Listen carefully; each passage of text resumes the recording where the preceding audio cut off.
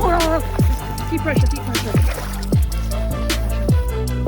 Yeah! Oh. Look at this beast! Lincoln! We fishing, son. Yeah, here in Mississippi, we came and visited both of our sisters. And my sister's got a pretty good pond on her property. It's really, really low. I don't think I've ever seen the water this low. I don't really know what I'm going to put on for bait yet, but I'm going to look at to see what the water clarity is. Alright, since the water's low, I needed something a little bit heavier, especially with this wind, to get out there closer to the middle of the pond.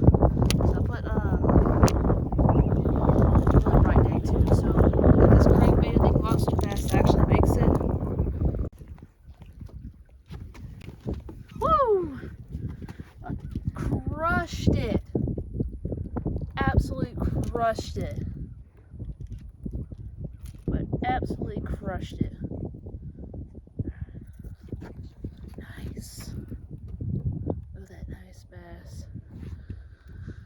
There we go. I switched Lincoln over to the Z63, and because her bait just wasn't getting far enough out there, and obviously the crankbait's working today because I just caught one, so we'll see if it's a little extra shaky. Yeah, the perks of like any kind of crankbait or swim bait, when you open you're fishing either, you know, a bigger lake or pond or even an big open body of water, is if you don't know where the fish are or what they might be biting on that day, you can throw on a bait like this, some kind of swim bait, some kind of crankbait, and it's a good way to find the fish and possibly, you know, what they might be, what colors they might be hitting, mainly just to find the fish.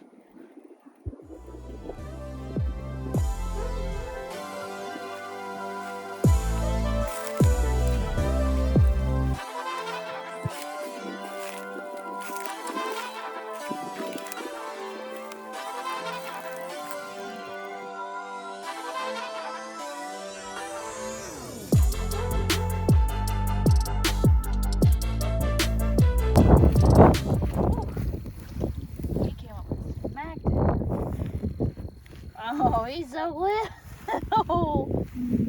Oh well. Little ones need a little love too. Uh-oh. Did it again, baby.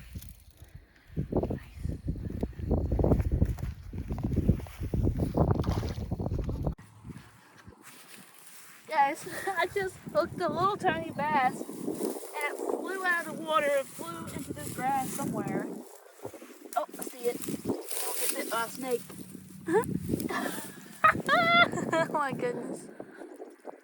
I guess I know they've already had their eggs in here. Get it back in the water.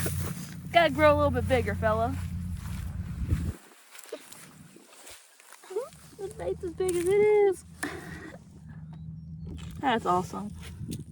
Back, little fella. That was probably traumatic. Oh, he's fine. Oh, sorry about the wind. Alright. Catching these small ones. Yeah, we keep catching these small ones, but I know there's bigger fish in here. Oh, girls got hooked up to a big fish.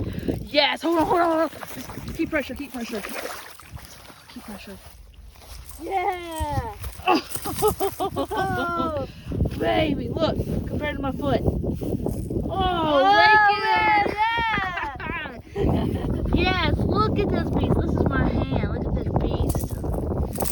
Oh, look at the mouth. Man. Here, hold it up.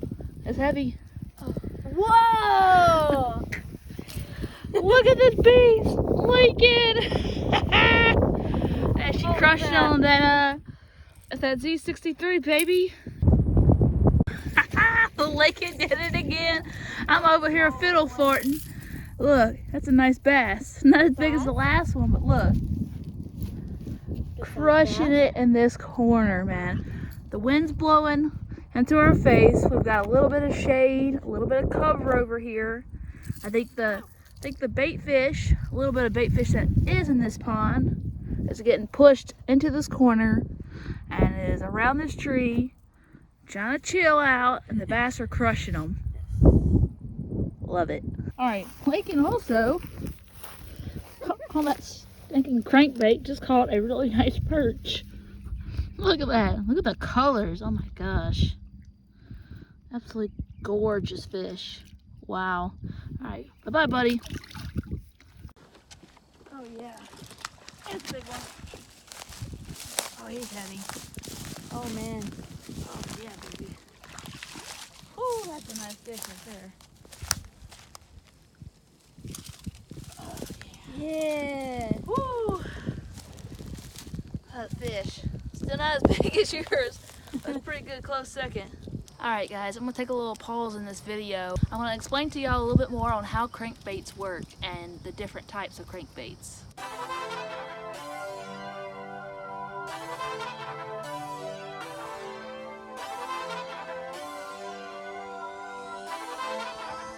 So, I'm going to start off with your very basic crankbait. It's going to look similar to this. You're going to go to the store and you're going to see a million different colors and a million different brands. I recommend just playing around with it and seeing what you like as far as your color and wherever you're at in the country. Nope, wherever you're fishing at is based on what color you're going to use. So this crankbait, it's a diver. It dives. This one with this style bill and this weight will dive normally between 5 and 6 feet, and it dives with its head down like this. You can hear there's a weight in there, and along with the bill and that weight is what makes it dive down like this, and also creates a noise in the water that the fish are attracted to. You got your smaller version of that. It's a much smaller crankbait, same style with this bill.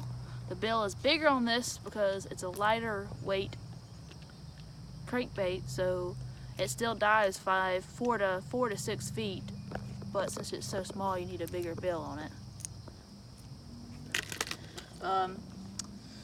Next, you got your bigger crankbaits. You can see this one's a little bit bigger than the other ones. I don't know if you can tell that in the video, but this one will dive between 5 and 9 feet. It's a little bit heavier. It's got a heavier weight in it. In this video, we're fishing with what's called the Lipless Crankbait. As you can see, there's no bill, so it doesn't dive like the other crankbaits do. The advantage of that is if you're in a shallow pond, kind of like we were, you really don't need it to dive 4 or 5 feet. Maybe just maybe a couple feet, or you want to keep it close to the top of the water. You're going to want to use the Lipless, which is personally my favorite in a lot of the ponds that we fish in Louisiana. I just like the way it looks and it stays close to the top of the water. Alright, and if you've been fishing for any amount of time, you know that all these baits, these crankbaits, come with what is called a treble hook. It's got 3 hooks, and they are absolutely notorious for accidentally ending up inside your finger, which is what happened when we were fishing. And if you would like to see a video on how to get a hook out of your finger pretty much painlessly, click on this video above, check it out. Alright, so next I want to talk about the retrieve of these crankbaits. Okay, so I'm starting off with this lipless crankbait because that's what we're using in this video. I want to explain to you how I like to use this. Alright, obviously, just want to throw out. I like to use this one a lot in open body of water that don't really have any kind of rocks or logs on the bottom, because this one will get hung up more than the other crankbaits will, because it doesn't have so much of a floating action. This lipless, even though if you keep it at a constant speed, it won't dive, it doesn't float. The build crankbaits will float.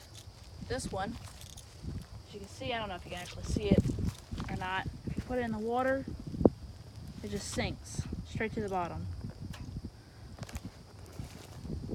But when you're reeling it, I like to keep it at a medium.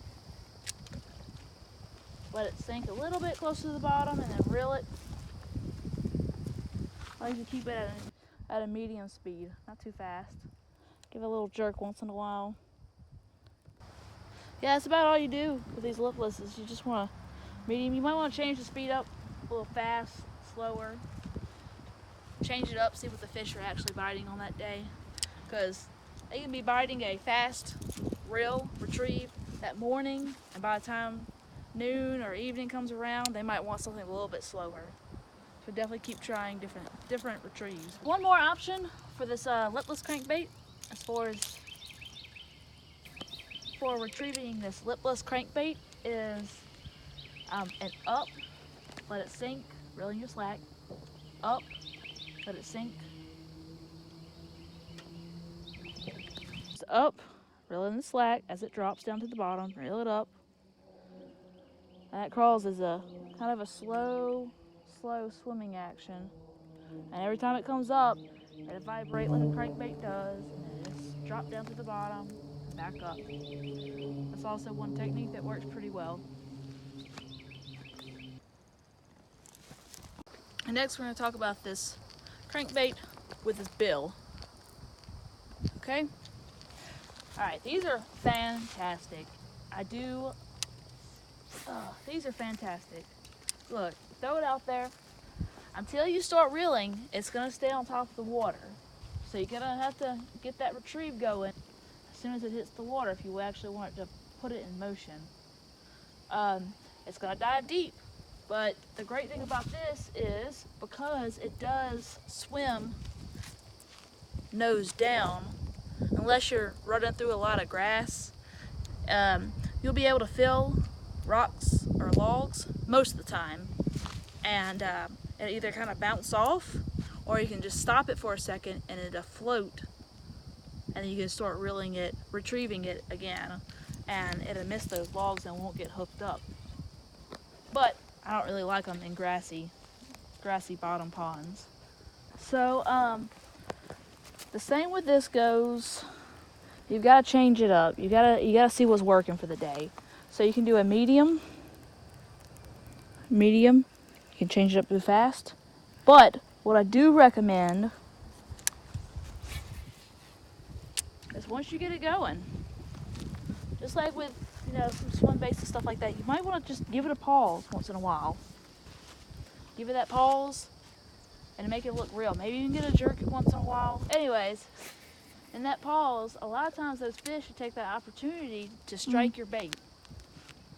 So reel it in slow. I prefer a slower to medium retrieve. Let it stop once in a while. Speed it up. Slow it down. So many things you can do with this. Cover a lot of water. The fish love it. A lot of action can be done with this crankbait. So if you're a beginner, if you don't really know, what to use, I'd suggest using a crankbait. Go to the store, go to Walmart, buy one. I prefer a green. Here, come look. In most ponds, just someone's backyard pond or someone's cow pasture pond or the pond at the park that you go to, a lot of times it's green